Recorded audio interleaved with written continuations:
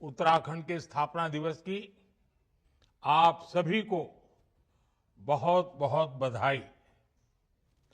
आज से ही उत्तराखंड के रजत जयंती वर्ष का शुभारंभ हो रहा है।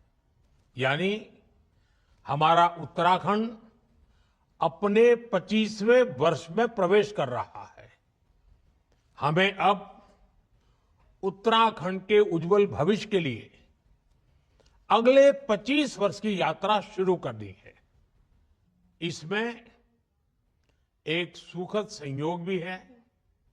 ये यात्रा ऐसे समय में होगी जब देश भी 25 वर्षों के अमृत काल में है। यानी विकसित भारत के लिए विकसित उत्तराखंड देश इस संकल्प को इसी कालखंड में पूरा होते देखेगा। मुझे खुशी है कि उत्तराखंड के आप लोग आने वाले 25 वर्षों के संकल्पों के साथ पूरे राज्य में अलग अलग कार्यक्रम कर रहे हैं। इन कार्यक्रमों के जरिए उत्तराखंड के गौरव का प्रसार भी होगा और विकसित उत्तराखंड के लक्ष्य की भी हर प्रदेशवासी तक बात पहुंचेगी। मैं आप सभी को इस महत्वपूर्ण अवसर पर और ये महत्वपूर्ण संकल्प के लिए अपनी शुभकामनाएं देता हूं। अभी 2 दिन पहले ही प्रवासी उत्तराखंड सम्मेलन का भी सफल आयोजन हुआ है। मुझे विश्वास है हमारे प्रवासी उत्तराखंड वासी राज्य की विकास यात्रा में ऐसे ही बड़ी भूमिका निभाते रहेंगे। साथियों, उत्तराखंड के लोगों को अपनी आशाओं और आकांक्षाओं को पूरा करने के लिए लंबे समय तक अलग राज्य के लिए प्रयास करना पड़ा था।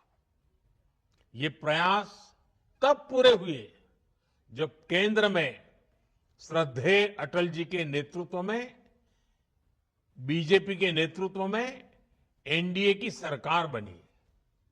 मुझे खुशी है कि जिस सपने के साथ उत्तराखंड का गठन हुआ था वो हम सब साकार होते देख रहे हैं। देवभूमि उत्तराखंड ने हम सभी को, भाजपा को हमेशा खूब सारा प्यार दिया है, अपनत्व दिया है।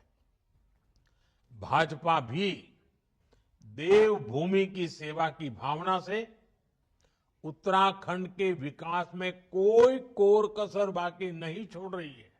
साथियों, कुछ दिन पहले ही केदारनाथ मंदिर के कपाट बंद हुए हैं। कुछ साल पहले बाबा केदार के दर्शन के बाद उनके चरणों में बैठकर मैंने बड़े विश्वास से कहा था कि ये दशक उत्तराखंड का दशक होगा। बीते वर्षों में उत्तराखंड ने मेरे इस विश्वास को सही साबित किया है। आज उत्तराखंड विकास के नए रिकॉर्ड बना रहा है, नए कीर्तिमान गढ़ रहा है। पिछले साल के सस्टेनेबल डेवलपमेंट गोल्स इंडेक्स में उत्तराखंड को पहला स्थान प्राप्त हुआ है। ईज ऑफ डूइंग बिजनेस में राज्य को अचीवर्स और स्टार्टअप रैंकिंग में लीडर्स की कैटेगरी में रखा गया है। पिछले 1.5-2 वर्षों में उत्तराखंड की राज्य विकास दर में 1.25 गुना से ज्यादा की बढ़ोतरी हुई है। इस साल जीएसटी कलेक्शन में भी 14% का उछाल आया है।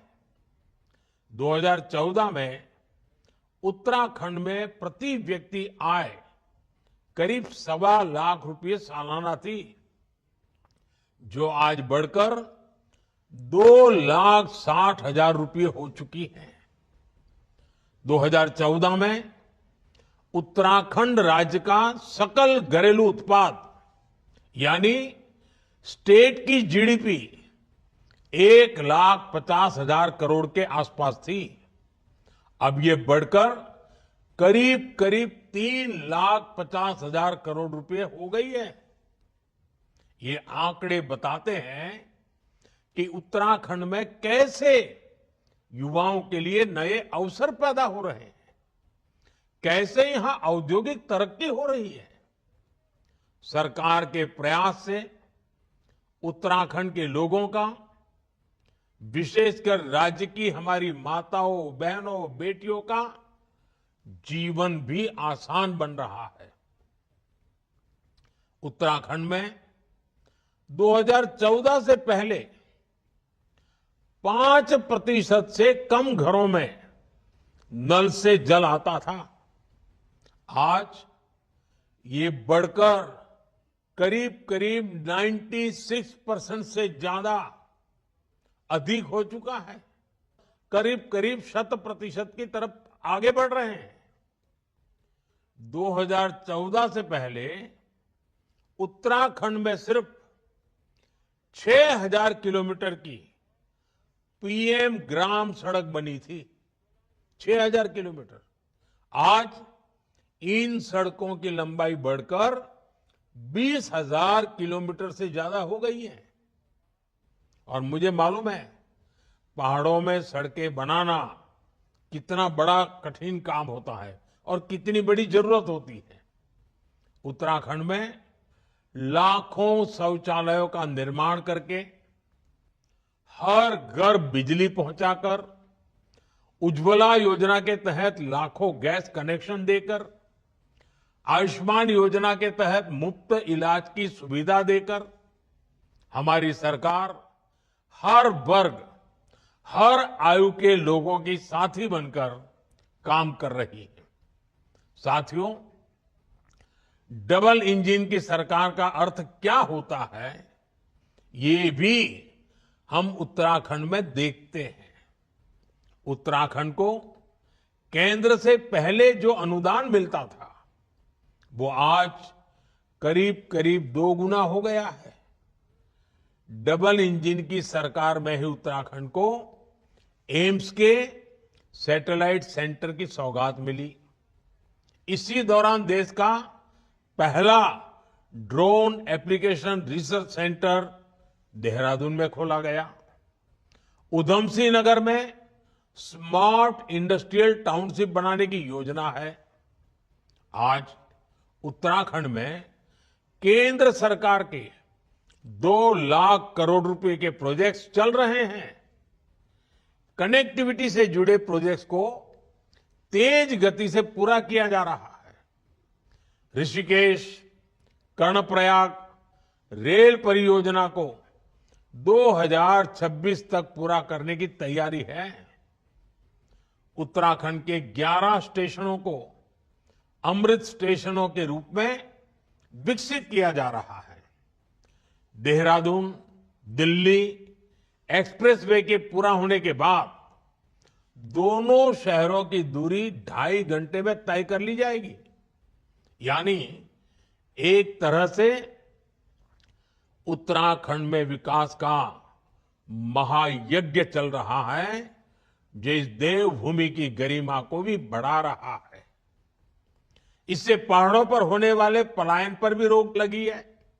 साथियों, हमारी सरकार विकास के साथ विरासत को भी सहेजने में जुटी है। देवभूमि की संस्कृति के अनुरूप केदारनाथ धाम का भव्य और दिव्य पुनर्निर्माण किया जा रहा है। बद्रीनाथ धाम में विकास कार्य तेज गति से आगे बढ़ रहे हैं। मानसखंड मंदिर माला मिशन के तहत पहले चरण में 16 पौराणिक मंदिर क्षेत्रों को विकसित किया जा रहा है। ऑल वेदर रोड से 4 धाम यात्रा को सुगम किया है।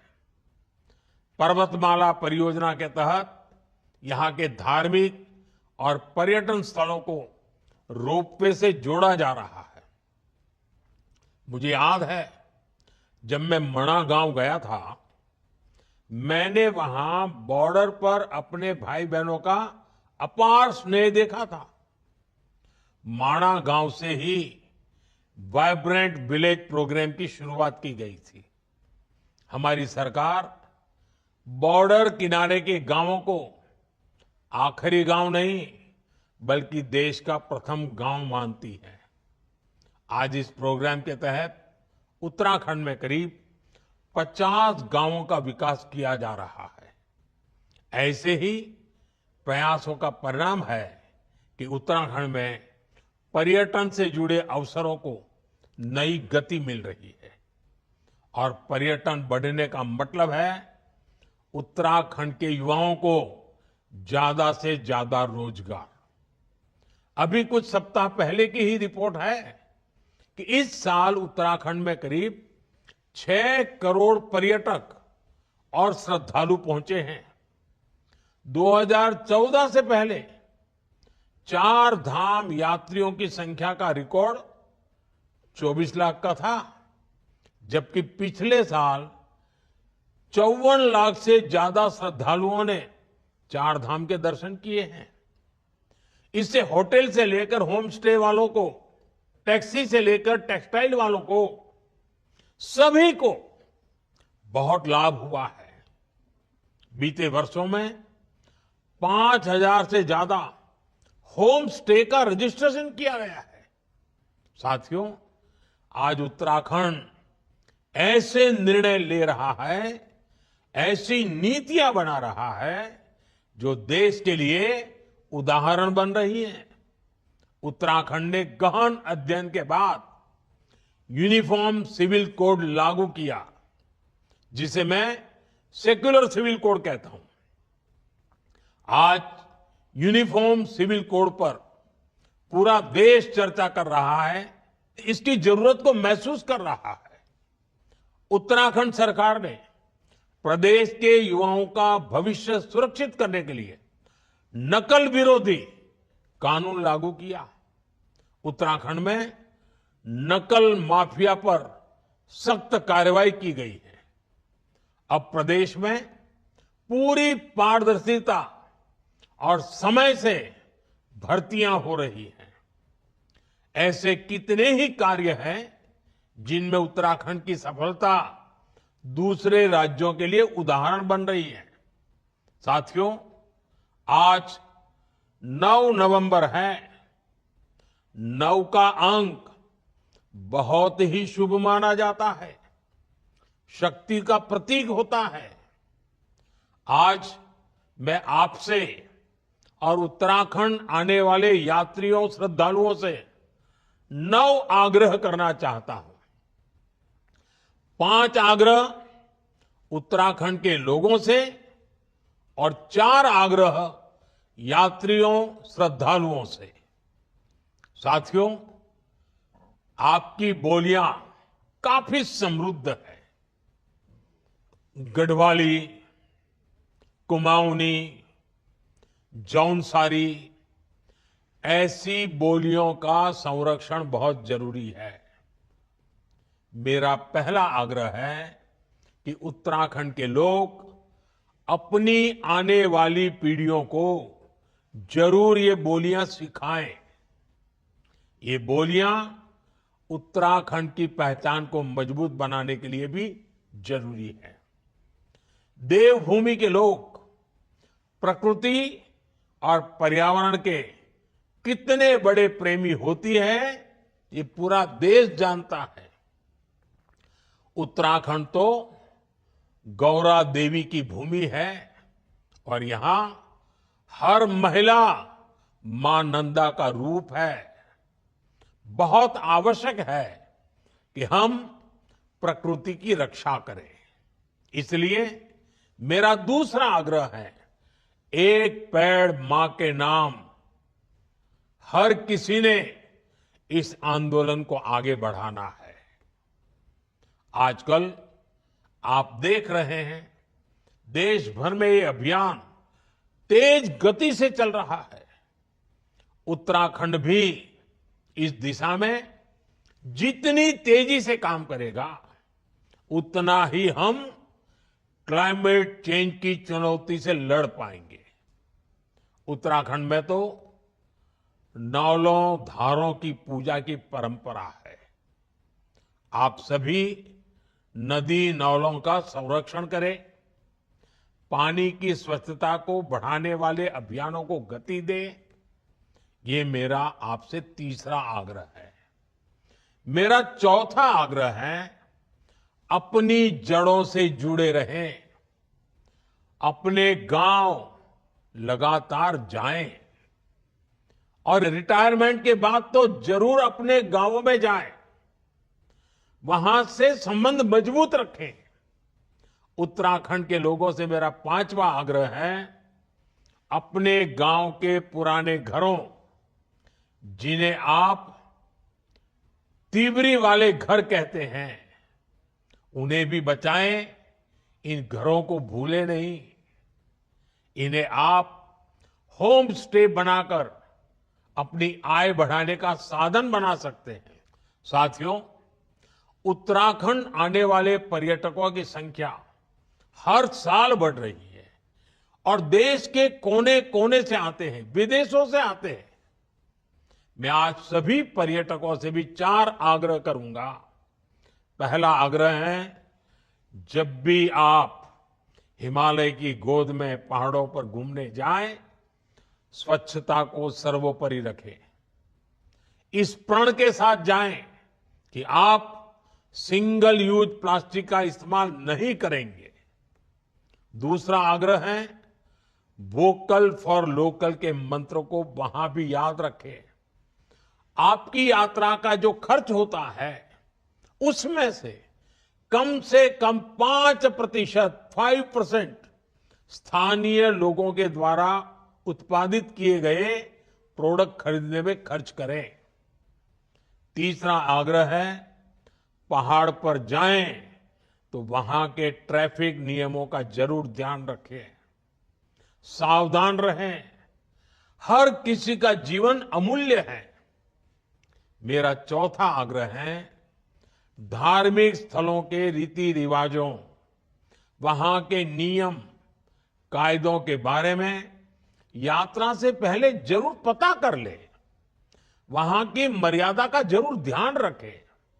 इसमें आपको उत्तराखंड के लोगों से बहुत मदद मिल सकती है। उत्तराखंड के लोगों से 5 और उत्तराखंड आने वाले लोगों से मेरे 4 आग्रह देवभूमि के विकास में, देवभूमि की पहचान को मजबूत करने में बड़ी भूमिका निभाएंगे। साथियों, हमें उत्तराखंड को प्रगति के पथ पर तेज रफ्तार से आगे बढ़ाना है। मुझे विश्वास है, हमारा उत्तराखंड राष्ट्र के संकल्पों को पूरा करने में इसी तरह महत्वपूर्ण योगदान देता रहेगा। मैं एक बार फिर उत्तराखंड स्थापना रजत जयंती वर्ष की आप सबको बहुत बहुत शुभकामनाएं देता हूं। बाबा केदार आप सभी के जीवन को मंगलमय बनाए। बहुत बहुत धन्यवाद।